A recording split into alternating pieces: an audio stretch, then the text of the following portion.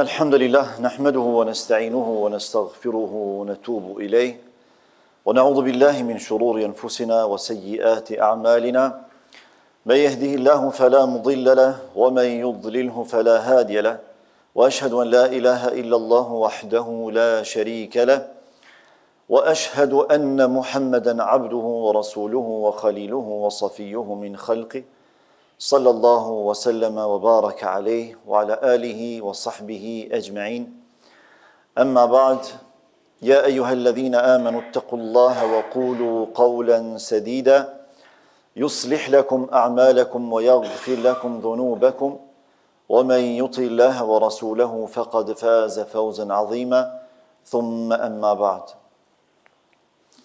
vetëm Allahun e adhurojmë, vetëm atë e falenderojmë dhe vetëm prej tij ndihmë dhe falje kërkojmë.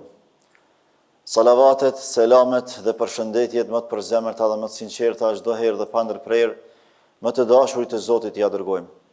Muhammedit alayhi salatu wassalam, familjes së tij, shokëve të tij dhe gjithë pasuesve të traditës së tij deri në ditën kur nuk do të ekzistojë më kjo gjithësi. Zoti i madhrishëm në Kur'anin famadh urdhëron e thot: o ju besimtar, tregoni dhe dëshmoni frikë respekt meritor ndaj Zotit tuaj, dhe mos flisni vetëm se atë e cila është e drejtë, e qelluar dhe e vërtetë. Nëse ju e bëni një gjë të tillë, Allahu do përmirësoj juve veprat tuaja, do fal juve mëkatet tuaja.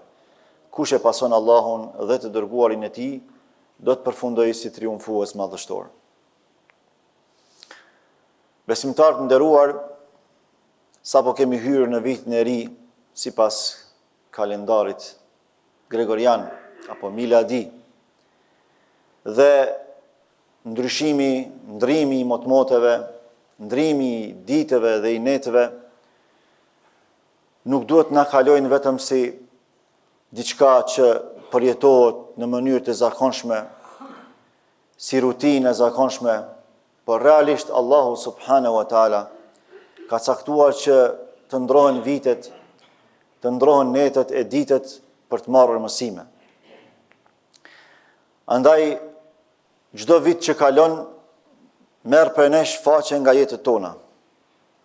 Por dhe çdo vit i ri që vije, na hap faqe të reja. Por penën e mbushjes së këtyre faqeve kemi ne në dorë. Këto faqe të jetës ne i mbushim, qoftë me bindje, me besim, me vepër të mirë, me pendim, qoftë me të kundërtën. Prandaj, besimtari i vetëdijshëm, i sinqert, i cili e ka parasysh këtë mirësi, ai pritjen e këtyre viteve, e ndrimit në motmoteve, e bën me devotshmëri. Nuk dalldiset, nuk qoroditet, nuk e haron Allahun, nuk përngjason me ata që e urrejnë Allahun, por e kalon atë si një prej mirësive të Allahut subhanahu wa taala, me falënderim ndaj Allahut për vitin që kaloi dhe me shpresë e me uzdaj tek Allahu subhanahu wa taala për vitin që vije. Për këtë arsye Allahu në Kur'an betohet për kohën dhe thot wal asr, pasha kohën, nëse nuk ka mirësi më të madhe pas imanit se sa koha. Dhe Allahu nuk betohet vetëm se në gjëra madhështore. Dhe kjo i përket vetëm Allahut subhanahu wa taala. Thot pasha kohën, innal insana lafi khusr, s'ka dyshim se njeriu është në humbje. Në esencë, njeriu është në humbje. Në esencë, njeriu është në shkatrim. Për arsye se asgjë nuk ka nga vetvetja. Njeriu nuk ka fuqi edhe aftësi për ta menaxhuar vetveten e tij, e jo më të veprojë diçka më të madhe se sa kjo. Prandaj Allah thot illa alladhina amanu, përposa atyre që kanë besuar, wa amilus salihat, edhe kanë bërë vepra të mira, wa tawasaw bil haqqi wa tawasaw bis sabr. Edhe janë këshilluar ndërmjet vete për të vërtetën e Allahut, dhe janë këshilluar ndërmjet vete për sabër, për durim. Pra Allahu pasi që e përmend atë që në esencë është shkatrim dhe humbje, e përmend përjashtimin. Çka e shpëton njeriu nga humbja, nga shkatrimi? Besimi në Allahun subhanahu wa taala për Zot, në Muhammed Mustafa për pejgamber alayhis salam, në Kur'anin për kushtetut jetësore, për libër, për sistem jete. Por kjo nuk mjafton, duhet edhe vepër të mirë me pas. Duhet me dëshmu Allahut ato që i kemi në zemër dhe në gjuhët tona. Sepse ato janë të ndërlidhura. Ato që ka zemra duhet ta reflektoj trupi, duhet ta reflektojnë gjymtyrët tona. Ato që e thot gjuha duhet ta dëshmojnë gjymtyrët tona. Në të kundërtën nuk plotësohet trekëndshi i të vepruarit dhe i pranimit të veprave tona. Dhe për këtë arsye, besimtari i sinqert, vitin e ri e trajton si fillim të ri. Besimtari i devotshëm, vitin e ri e sheh dhe e trajton si fillim të ri. E porta e fillimit të ri është pendimi i sinqert. Nëse dëshirojmë na me pas një vit begatshëm, duhet me e hap portën e fillimit, e kjo portë është pendimi i sinqert. S'ka mundësi mja ditë vlerën vitit që vije, pa u pendu tek Allahu për vitin që shkoj. S'ka mundësi, se nuk ngritet vetdia. Nuk avancojmë. Do të kemi përsëritje të gabimeve të njëjta, përsëritje të problemeve të njëjta. Por ai që fillon vitin me pendim të sinqert, ai realisht rigjenerohet. Fillimisht e zbaton një prej urdhrave kryesorë të Allahut subhanahu wa taala. E që ky urdhër është ngritje, është përndritje. Allah thot, ja ejuhalladhina amanu, tubu ila Allahi taubatan nasuha. O ju që keni besuar, Allah ju drejtohet besimtarëve të tij, sepse vetëm besimtarët e tij ja din vlerën pendimit.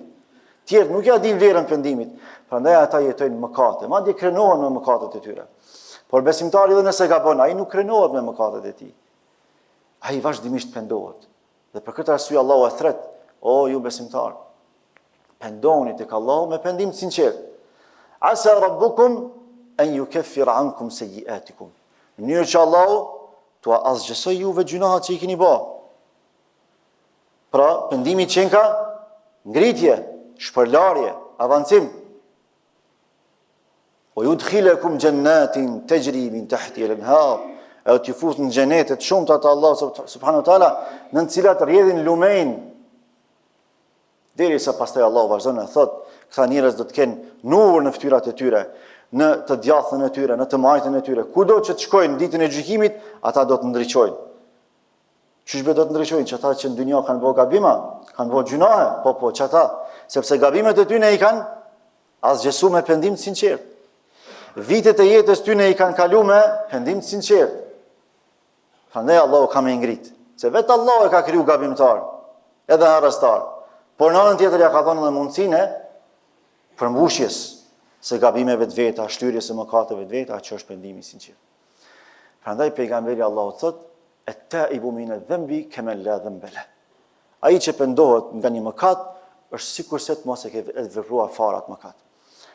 Ai që pendohet sinqerisht nga një mëkat, çfarë do që të jetë ai mëkat, sa do i madh që të jetë. Nëse pendohet sinqerisht, ai do të kthehet në gjendjen e mëpashme, siç ka qenë para se me vepruar atë mëkat. Në një farforme është riformatizimi i shpirtit. Është rigjenerimi i vlerave. Këtë mirësia jep Allahu besimtarit sinqert që pendohet nga gabimet e tij. Pastaj vitin e ri duhet me trajtu me shpresë. Duhet me ndërtu mbi shpresë. Me fillu me portën e pendimit, me ndërtu me shpresën në Allahun subhanahu wa taala, në faljen e gjunave, në ngritjen tonë, në avancimin tonë, në suksesin tonë. Besimtari i Allahut kur nuk e nis vitin e ri me dëshpërim, por e nis me shpresë. Se e ka parasysh ajetin e shpresës. Një ajet në Kur'an quhet ajeti i shpresës. Edhe është interesante se Allahu u jep shpresë kategorisë më kriminale të njerëzimit. Dhe derisa Allahu jep shpresë atyre që nuk kanë lënë gjuna pa bë. Çfarë do gjunaho që na vjen mendje, ai e ka bë. Edhe Allahu po jep shpresë, si është fjala me ne vëllazë. Si është fjala me neve që i ruhemi Allahut. Kemi gjunahe, çka i dimë, çka si dimë, po mundohemi mi urujt mëdhajave. Qul ya ibadi alladhina asrafu ala anfusihim. Thua jo Muhammed, robërve të mi, shikoni Allahu çfarë qasje për gdhel se po thotë robërve të mi, s'po thotë gjunaçarëve të mi, s'po thotë kriminalëve të mi, s'po thotë vrasësve të mi, as i dhujtarëve s'po thotë, as qafirave s'po thotë, po thotë robërve të mi. Se fundi janë robët e mi ata. Kështu Allah po na qaset neve, faktikisht kategorisë ma kriminale të njerëzimit. Edhe për e thot, la taqnatu min rahmetillah. Ju që e keni tepru me gjunaje, e keni dëmtu shpirtin e juj me mëkate, mos e hupni shpresën në mëshirën e Allahut. Pra besimtari e nis vitin e ri me shpresë në Allahun subhanahu wa taala. Por konform kësaj shprese i ndërmerr edhe shkaqet e nevojshme. Nga se realizimi i qëllimeve kërkon përmbushje të shkaqeve. Edhe në fund e fillojmë vitin e ri me portën e pendimit, e ndërtojmë atë me mirësinë e shpresës dhe e vazhdojmë atë me fuqinë e vendosmërisë dhe të veprimit. Duhet jemi të vendosur në jetë. Duhet të vendosim vetes qëllime. Cili është ideali yt, cilat janë qëllimet tua, çka do të bësh ti përgjatë këtij viti. Cilat janë synimet? A keni pa për çështjet e dunjas çush i bëjmë kalkulimet, sidomos ata që Allahu i ka spravuar me pasuri. Kalkulimet e fillim vitit, kalkulimet e fund vitit. Humbjet, fitimet, barazimet, borxhet, pagesat. Edhe në fund, kaç thot kam dalë në fitim. Kaç kam investu, kaç kam fitu. Edhe ai ke pas sakzohet kur e shef fitimin e bukur, të mirë. 30%, 50%, 100%, 20 e di se sa. Edhe kënaqet. Ky tregtar i mençur, ky tregtar i mirë, ky tregtar larg pamës, tregon se ky i ka vendosur qëllime vetes. E si është fjala me tregtin ton me Allahun, subhanallahu teala, për cilën kemi folë shumë herë. Ne kemi tregti me Allahun. Allahu ka lyp na mi ashit shpirtat, për me na dhënë si kompenzim xhenetin. Do të më bëj kalkulime në jetë. Kush është idealim, cilat janë qëllimet, synimet, shkaqet që duhet me ndërmarr, përfundimet e kështu me radhë. Fa idha azamta fatawakkal ala Allah. Kur të vendosësh për diçka, pastaj mbështeti Allahut. Pra Allahu një herë thotë, ju duhet me qenë të vendosur për diçka, duhet me pas vendosmëri, e pastaj çështja ndërzohen e Allahut. Ndërmirni shkaqet, pasi që ti ndërmirni shkaqet, a e keni ndërzuar Allahut, mos u mërzitni se çfarë do që të sjell e ardhmja pas përmbushjes së shkaqeve të kërkuara, ajo ka qenë më e mira për ju. E lutim Allahun që ky vit të jetë vit i devotshmërisë, të jetë vit i begatisë, vit i lumturisë, vit i arritjes së kënaqësisë së Allahut subhanahu wa taala. Pastaj edhe i kënaqësisë së njerëzve të devotshëm me vlera që na din vlerën edhe janë falëndërues ndaj Allahut të madhërisëm. Aqulu qawli hadha wa astaghfirullah li wa lakum wa li sa'iri muslimina min kulli dhanb fastaghfiruhu innahu huwal ghafurur rahim.